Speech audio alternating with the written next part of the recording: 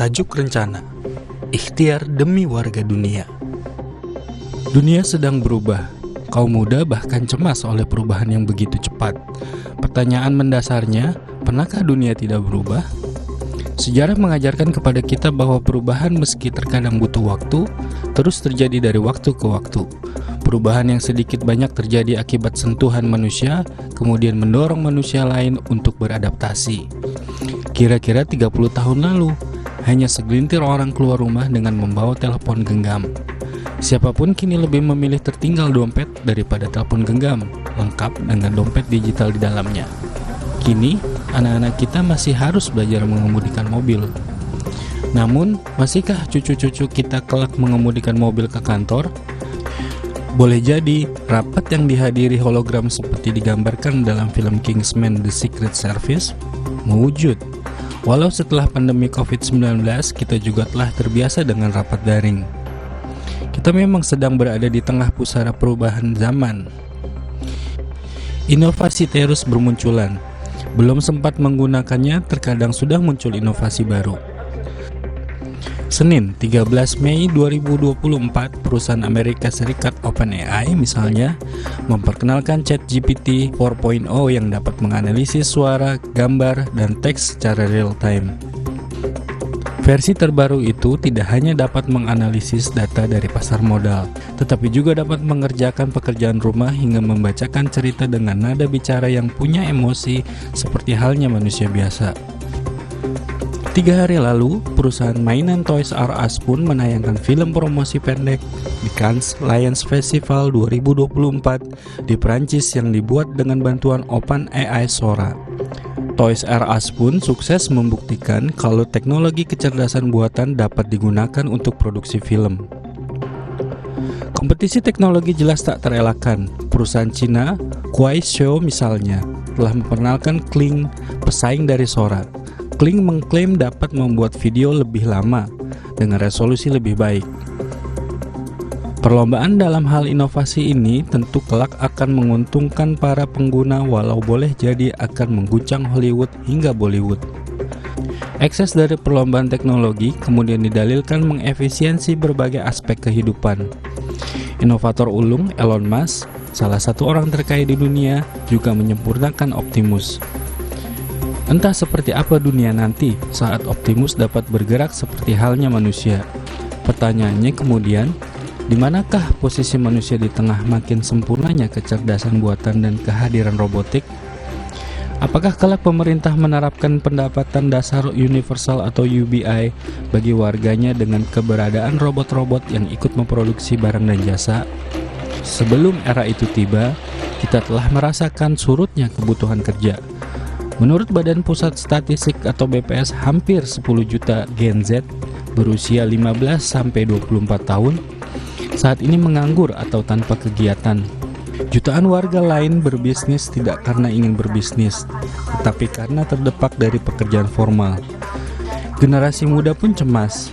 Tidak semua, tetapi mereka yang lebih mengikuti perkembangan teknologi yang biasanya lebih cemas. Sebagian orang tenang-tenang saja karena tidak memahami tantangan lebih besar di masa depan. Harapan tentu ada. Gagasan dari sejumlah generasi muda dalam diskusi HUT ke-59 Kompas bertema Berdaya untuk Masa Depan di Menara Kompas pada Jakarta Rabu 26 Juni menumbuhkan harapan itu. Kehadiran teknologi digital misalnya dinilai positif karena memudahkan mereka berbisnis.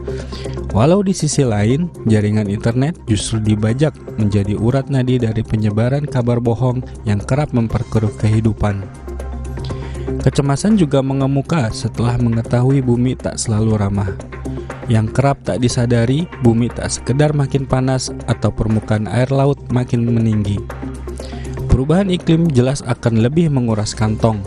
Masa depan tentu harus diperjuangkan. Warga bumi harus bahu-membahu mempersiapkan diri menghadapi masa depan. Berbagai upaya diperkenalkan dan diejawantahkan. Salah satunya dengan menerapkan berbagai aksi sesuai prinsip environmental, social, and governance atau ESG. Yang harus dipahami dalam ESG terdapat 3 unsur yang sama pentingnya. Bicara soal ESG berarti tidak boleh hanya bicara soal lingkungan. Unsur sosial tidak kalah pentingnya karena diantaranya bicara soal keamanan pekerja, kesetaraan gender, upah layak, hingga soal kontribusi sebuah organisasi terhadap komunitas sekitarnya. Kontribusi terhadap komunitas sekitar ini sangat positif, terutama saat perekonomian dirasa kurang baik. Sebuah organisasi dapat berkolaborasi dengan pihak lain, kemudian menerapkan prinsip berbagi pendapatan. Pekerja yang sudah mapan dapat menjadi relawan untuk banyak kegiatan. Penulis John Elkington dalam bukunya Cannibals with Forks, The Triple Bottom Line of the 21st Century Business, memperkenalkan 3 unsur, yakni people atau manusia, planet atau bumi, dan profit atau laba. Elkington mengingatkan janggal apabila membela bumi tetapi mengabaikan sesama manusia. Urusan laba bahkan ditempatkan di urutan paling belakang. Dari Elkington, kita idealnya belajar bahwa laba bukanlah segalanya. Teknologi jelas dapat mengefisienkan produksi dan melejitkan laba. Namun apa artinya apabila pengangguran merebak lalu problem-problem sosial bermunculan? Lalu di mana peran media seperti Kompas yang hari ini berulang tahun ke-59?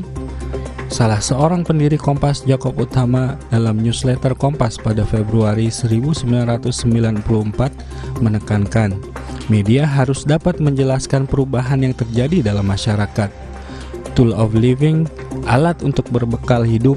Begitulah ahli komunikasi massa menyebut salah satu fungsi pers sepanjang masa. Peranan itu makin besar. Ada yang menguraikan dengan kata-kata news that you can use, berita yang bisa dipakai untuk memperoleh manfaat, yakni manfaat praktis. Demikian ditulis oleh Jacob Utama. Sesuai dengan pesan Jacob Utama, Kompas jelas ingin ikut ambil bagian dalam mengedukasi masyarakat. Kompas ingin menemani pembaca dalam setiap perubahan zaman.